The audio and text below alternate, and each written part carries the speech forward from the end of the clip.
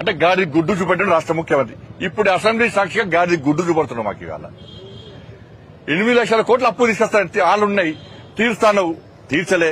ఈ 2 సంవత్సరాలనే 2 లక్షల కోట్ల అప్పు తెచ్చిండు.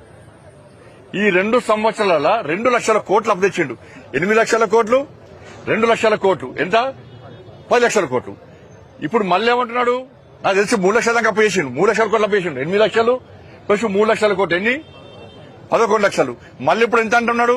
మళ్ళీ 1 లక్ష కోట్లు అంటున్నాడు. అంటే 12 లక్షల కోట్లు తెలంగాణ అప్పుడేస్తే తెలంగాణ శ్రీలంక లెక్క మారడం 100% ఖాయం. చిప్ప చేతికిచ్చిండు, బిచ్చం ఎత్తుకోమంటూ రాష్ట్ర ముఖ్యమంత్రి. తెలంగాణ సమాజం ఆలోచించాలి.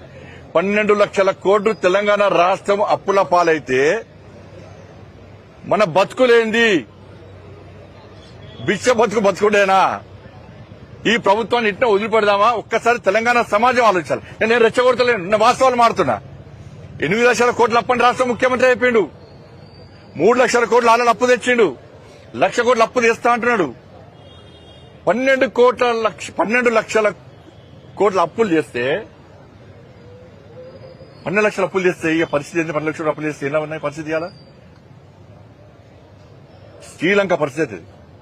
ప్రజలు రోడ్డుకి ఎక్కుతారు, కాంగ్రెస్ పార్టీ నాయకులు తిరగబడతారు, మనది బిచ్చ బతికెత్తది, ఇంట్లో ఉండే పరిస్థితి లేదు.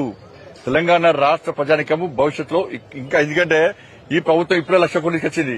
మళ్ళా ఇన్కమ్ ఎక్కడి నుంచి వస్తాయంటే ఏం లేవు. డావోస్ పోయినామన్నాడు, గాలి గుడ్డు వాటికొచ్చాడు.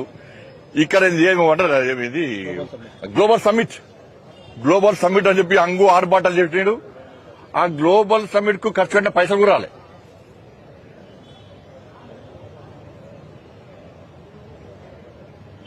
ఇలా తెలంగాణ సమాజం ఆలోచించాలి. ఇవన్నీ మేము మాట్లాడుతుంటే ఇలా ముఖ్యమంత్రి గారు నా మీద మాట్లాడుతున్నారు.